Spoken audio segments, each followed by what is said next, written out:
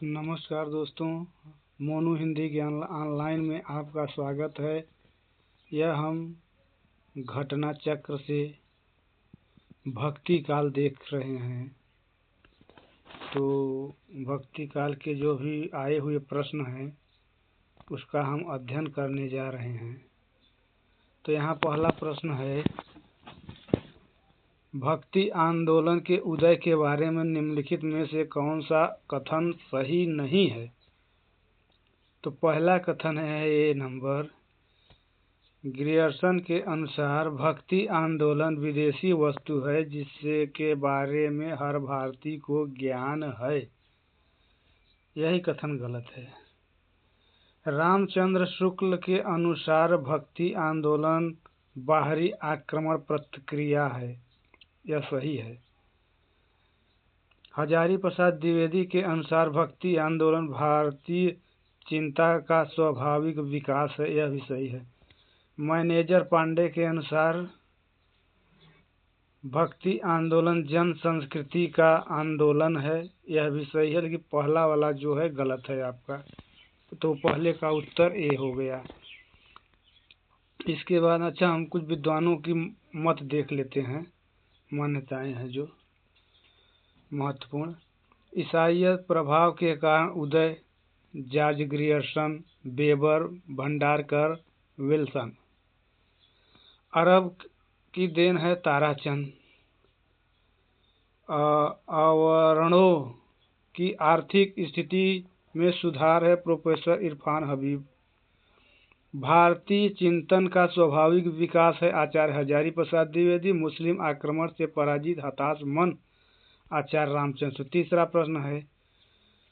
प्रश्न, समग्र भक्तिकालीन काव्य पर कौन सी विशेषता लागू होती है? तो यहाँ पर समस्त भक्ति का अहंकार का त्याग विशेषता लागू होती है। जाति प्रथा निषेध नहीं लागू होती है।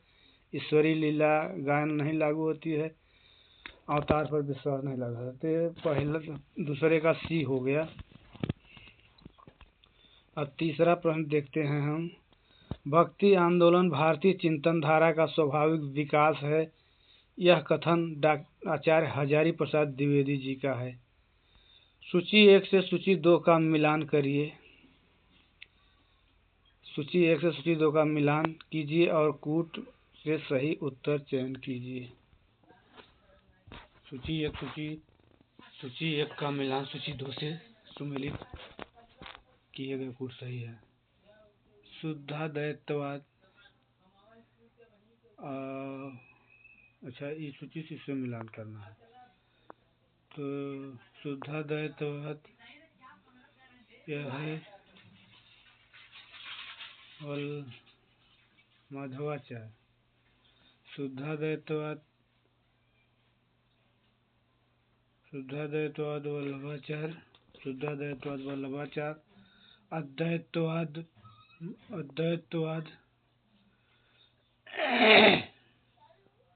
अद्वैतवाद शंकराचार्य। अविशिष्टाद्वैतवाद कैसे मिला हुआ? अद्वैतवाद, विशिष्टाद्वैतवाद रामानुजाचार्य, अद्वैतवाद माधवाचार्य। एकदम सही से मिला हुआ है, गलती क्या? चलो, शुद्धाद्वैतवाद वल्लभाचार्य, अद्वैतवाद शंकराचार्य, विशिष्टाद्वैत रामानुजाचार्य, द्वैतवाद माधवाचार्य, दैत्याद्वैत निम्बार्काचार्य। द्वैतवाद किस आचार्य द्वारा प्रवर्तित संप्रदाय है? तो द्वैतवाद माधवाचार्य का है। निम्बार्काचार्य का द्वैताद्वैतवाद है और विष्णु स्वामी वल्लभाचार्य का शुद्धाद्वैतवाद है। रामानुजाचार्य का विशिष्टाद्वैतवाद है। शुद्धाद्वैतवाद का प्रवर्तन किसने किया? शुद्धाद्वैतवाद का प्रवर्तन वल्लभाचार्य जी ने किया। छठा 7वां प्रश्न देखते हैं।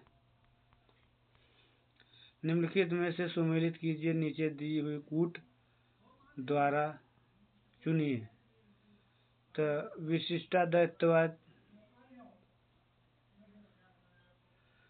विशिष्टाद्वैतवाद हम रामानुजाचार्य, विशिष्टाद्वैतवाद रामानुजाचार्य, द्वैताद्वैतवाद माधवाचार्य, द्वैतवाद माधवाचार्य, विशिष्टाद्वैतवाद रामानुजाचार्य और शुद्धाद्वैतवाद विष्णु स्वामी और द्वैताद्वैतवाद निम्बार्काचार्य। 8वां प्रश्न, निम्नलिखित में से दार्शनिक मतों को उनके प्रवर्तक आचार्यों के साथ सुमेलित कीजिए तथा कूट का चयन कीजिए। तो उसमें विशिष्टाद्वैतवाद, इसमें कैसे कूट मिला, इसमें तो सही नहीं है, कूट सही नहीं दिया गया है। अगला देखो 9वां, इनमें से कौन सा जोड़ा सही नहीं है? तो श्री संप्रदाय माधवाचार्य का है, रुद्र संप्रदाय विष्णु स्वामी का है, सनकादि संप्रदाय हितहरिवंश का है, हितहरिवंश जी का है, वल्लभ संप्रदाय निम्बार्काचार्य का है। तो यह भी सही नहीं है, रुद्र संप्रदाय विष्णु स्वामी जी का नहीं है। रुद्र संप्रदाय विष्णु स्वामी संप्रदाय रामानुजाचार्य वल्लभाचार्य सब हैं। नीचे दिए गए कथन, संपूर्ण कथन एक है, समर्पण सगुण भक्ति का मूल है। तो कथन 2 है, भक्ति आंदोलन एकमात्र अद्वैतवाद से प्रभावित है। उपरोक्त कथनों आलोचक निम्नलिखित में से सही विकल्प का चयन कीजिए।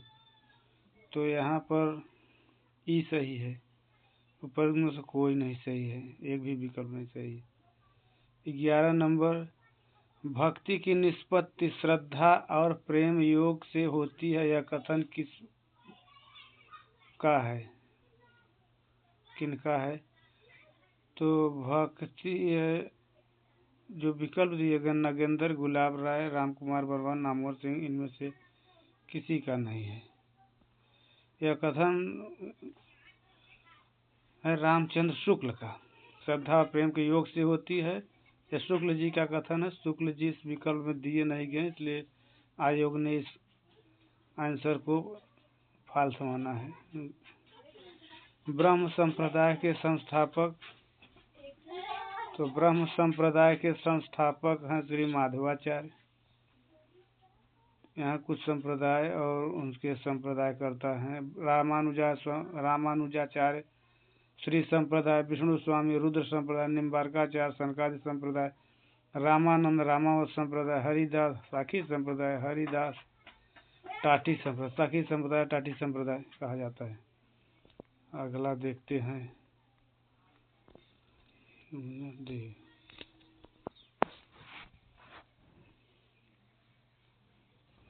यहाँ तक देखे, यह हो गया। इसके बाद ब्रह्म संप्रदाय देखे थे, ये भी देख चुके हैं। अगला प्रश्न देख रहे हैं, ये 13 नंबर, अद्वैतवाद के अनुसार है। अद्वैतवाद में तो जीव और ब्रह्म एक हैं, अद्वैतवाद। इसके वो प्रवर्तक या संपादक करते हैं अद्वैतवाद शंकराचार्य हैं। जगत को पापी बना दिया। अद्वैतवाद के जीव और ब्रह्म सात्विक भेद नहीं है। रामानुजाचार्य का संप्रदाय विष्णु, भगवान विष्णु की उपासना की जाती है रामानुज संप्रदाय में। गौड़ी संप्रदाय का प्रवर्तक आचार्य हैं चैतन्य महाप्रभु। गौड़ी संप्रदाय के प्रवर्तक चैतन्य महाप्रभु। इनका जन्म 1486 बंगाल के नवद्वीप नामक स्थान पर हुआ। इनका बचपन का नाम विशंभर नाथ तथा घर में निमाई नाम से पुकारा जाता था। रूप एवं सौंदर्य के कारण इन्हें गौर या गौरांग नाम से भी जाना जाता था। चैतन्य चरितामृत में विशंभर नाथ के संन्यास का वर्णन किया गया है। दीक्षा गुरु केशव भारती हैं। और उनका नाम बदल कर चैतन्य, कृष्ण चैतन्य रखा। महाराष्ट्र के भक्तों में किनका नाम सबसे पहले आता है? तो यह नामदेव का आता है महाराष्ट्र के भक्तों में। अगला प्रश्न देखते हैं, नामदेव के संबंध में किस प्रदेश के से है? नामदेव का संबंध किस प्रदेश से है? तो नामदेव का संबंध है महाराष्ट्र प्रदेश से। विठोबा के भक्त किसे माना जाता है? तो विठोबा के भक्त माने जाते हैं नामदेव। यह प्रश्न आया हुआ है। तमिल भाषा में किस महाकवि को रामायण की रचना की गई? रामायण की रचना तमिल भाषा में किस कवि ने की थी? कब ने? निम्नलिखित में से कालक्रम के अनुसार व्यवस्थित करें। तो यहाँ सूरदास जी हैं, स्वामी हरिदास हैं, मीराबाई हैं, रसखान हैं। तो यहाँ पहले सूरदास हो गए 1478 में, ये फाल्स माना गया है, क्वेश्चन सही नहीं है। फिर स्वामी हरिदास, बच्चन सिंह, ऐसा नहीं मानकर विद्वान एकमत नहीं है, इसलिए इस क्वेश्चन को फाल्स कर दिया गया है। भक्ति काल की समय सीमा क्या है? तो भक्ति काल की समय सीमा है, इसमें भी सही नहीं दिया गया, 1375 विक्रमी संवत से 1700 तक है। यह विकल्प इसमें से कोई नहीं है, यह विकल्प सही है, प्रश्न भी सही है। इसके बाद 22 नंबर है, भक्ति काल की समय सीमा मानी गई है। भक्ति काल की समय विक्रमी संवत 1375 नहीं 1375 से 1700, हाँ यह मानी गई है, सही है, 1375 1700। विक्रमी संवत 1375 से 1700 तक का साहित्य कौन सी काव्यधारा परिलक्षित होती है? तो यहाँ भक्ति। इनमें से अकबारी दरबार के नवरत्नों में शामिल कवि थे, नवरत्नों में शामिल थे, तो यहाँ रहीम शामिल थे। नवरत्न कवि कैसे हैं? नवरत्न अकबर के नवरत्न हैं, मुल्ला दो प्याजा, अब्दुल फजल फैजी, तानसेन, बीरबल, टोडरमल, राजा मान सिंह, अब्दुल रहीम खान खाना और हकीम गुलाम, ये अकबर के नवरत्नों में से हैं। अगला क्वेश्चन देखते हैं,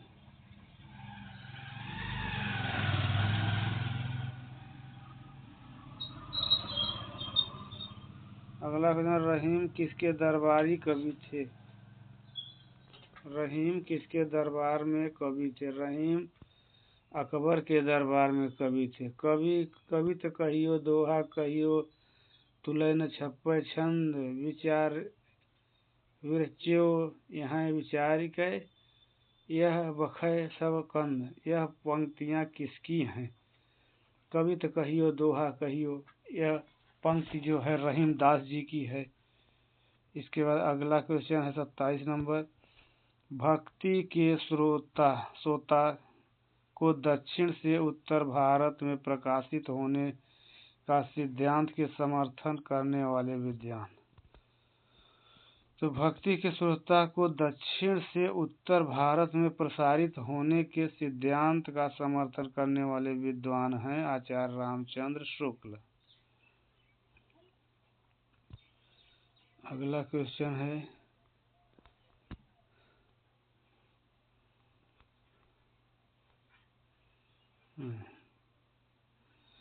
हिंदी का भक्ति काल बाहरी आक्रमण की प्रतिक्रिया है, यह कथन किसका है?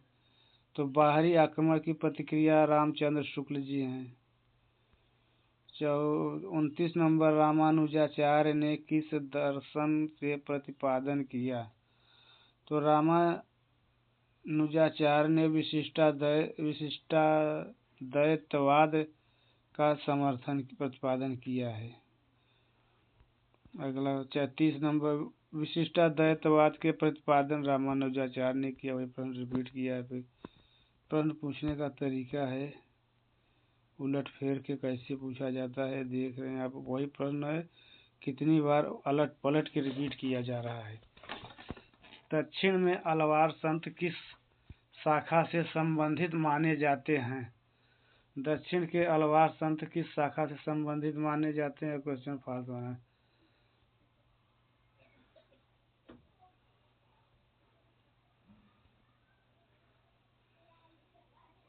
तो यह दक्षिण भारत के वैष्णव भक्तों का अलवार कहे जाते हैं। अलवारों को कृष्ण और राम दोनों का आराधक विषय बनाया था। मोयंग अलवार, पय्या अलवार, मुक्ता अलवार, ये सब अलवार भक्त हैं। चलो विस्तृत करेंगे तो बहुत टाइम लगेगा। अलवार भक्तों की संख्या मानी जाती है, तो अलवार भक्तों की संख्या 12 मानी जाती है। इसके बाद हम अगला प्रश्न देखते हैं।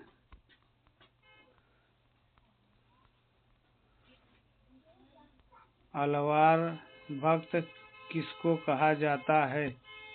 वैष्णवों को अलवार भक्त कहा, वैष्णवों को। अलवार वैष्णवों की संख्या कितनी है? 12 है। मदनाष्टक इनमें से किसकी रचना है? मदनाष्टक रचना है रहीम दास की।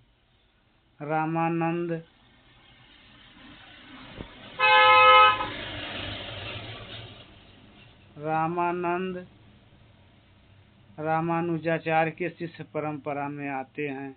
यहाँ यह भरा जाएगा। भक्ति का प्रारंभ कहाँ से हुआ है? तो भक्ति का प्रारंभ दक्षिण भारत से हुआ है। 37 नंबर। 38 नंबर क्वेश्चन देना। आरती कीजिए हनुमान लला के रचयिता कौन है? तो इनके रचयिता हैं रामानंद। 39 नंबर, रामानंद ने किस पुस्तक में अपनी पूरी गुरु परंपरा बताई है? तो यह रामार्चना पद्धति में रामानंद ने अपनी पूरी गुरु परंपरा बताया है। गलता में रामानंद संप्रदाय की गद्दी किसने स्थापित की थी? गलता में रामानंद संप्रदाय की गद्दी कृष्णदास पहियारी ने की थी। 41 नंबर है, निम्नलिखित में से कौन सा रामानंद की शिष्य परंपरा में नहीं है? निम्न में से कौन सा रामानंद की शिष्य परंपरा में नहीं है? तो ये हैं मलूक दास जी।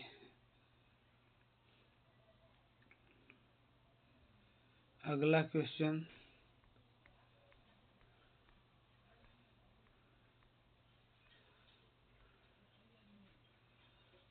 बयालीस, निम्नलिखित में कौन से रामानंद शिष्य परंपरा में नहीं आता है?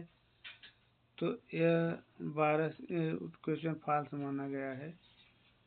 इसमें 12 शिष्य अनंतानंद, सुखानंद, रैदास, नरहरिया, सुखानंद, नरहरिया, अनंतानंद सब हैं, इसलिए क्वेश्चन को फाल्स माना। घनानंद राघवानंद की किस महान व्यक्ति के गुरु थे? राघवानंद रामानंद के गुरु थे। 44 नंबर, भक्ति काल को हिंदी काव्य का स्वर्ण युग सर्वप्रथम किसने कहा? तो स्वर्ण युग देखिए प्रश्न आया हुआ है 2010 में, पीजीटी टीजीटी 2002 में, तो ये ग्रियर्सन कहे हैं स्वर्ण युग। 45 नंबर, हिंदी साहित्य के किस काल को हिंदी साहित्य का स्वर्ण युग कहा जाता है? या भक्ति काल को। फिर अगला क्वेश्चन देखते हैं। भक्ति काल हिंदी काव्य का स्वर्ण युग है, किसका कथन है? तो यह ग्रियर्सन जी का कथन है। हिंदी के किस काल को स्वर्ण युग कहा जाता है? तो यह भक्ति काल को कहा जाता है। भक्ति काल का पूर्व मध्यकाल किस आचार्य ने नाम दिया?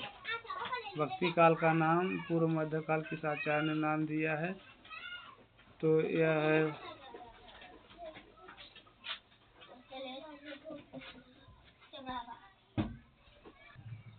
तो यहाँ पर है फाल्स माना, क्वेश्चन गलत माना गया है। पीजीटी 2005 में आया हुआ है। पूर्व मध्यकाल रामचंद्र शुक्ल ने दिया है। रामचंद्र शुक्ल है नहीं, इसलिए इस क्वेश्चन को गलत किया। सही क्रम वाले वर्ग चिन्हित कीजिए। सही क्रम, तो यहाँ पहले सबसे पहले कबीर हैं, फिर सूरदास हैं, फिर जायसी हैं, हाँ जायसी 1253 में है, तुलसीदास 1532 में है, सूरदास 1478 में है, इसलिए यह सही है। 1398 में कबीर हैं, 1478 में सूरदास हैं, जायसी 1200 बच्चन सिंह के अनुसार 1464 में है, भगीरथ मिश्र 92 में है, तुलसीदास 15, बच्चन सिंह 37 हैं। लगभग विद्वान सहमत हैं, सब विद्वानों के मत अलग अलग हैं। चलो अगला क्वेश्चन देखते हैं, क्या है बच्चा। 252 वैष्णव की वार्ता किस भाषा में, की भाषा क्या है? 252 वैष्णव भाषा ब्रज भाषा है जो गोकुलनाथ द्वारा लिखी गई है। निम्नलिखित में से एक राम भक्त कवि है, निम्नलिखित में से एक राम भक्त कवि, तो ये नाभादास है राम भक्त कवि, और बाकी सब कृष्ण भक्त कवि हैं।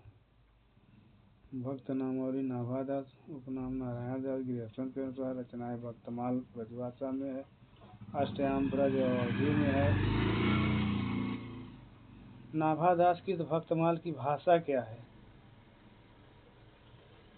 नाभादास की भक्तमाल की भाषा ब्रजभाषा है। अष्टयाम किसकी रचना है? नाभादास की रचना। फिर 54 भक्तमाल की रचना किसने की? नाभादास ने की।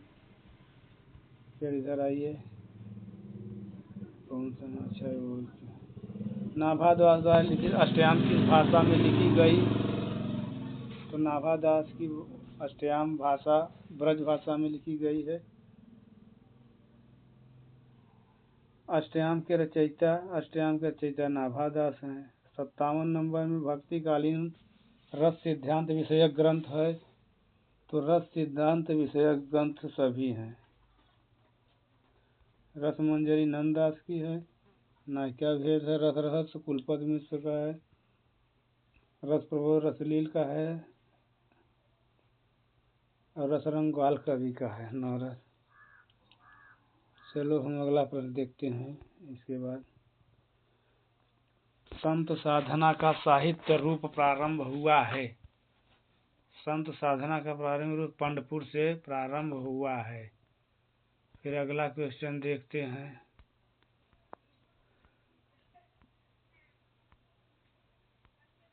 बस हम भक्ति काल में इतने देखेंगे, इसके बाद हम संत काव्यधारा अगले भाग में देखेंगे। थैंक यू, धन्यवाद, नमस्कार।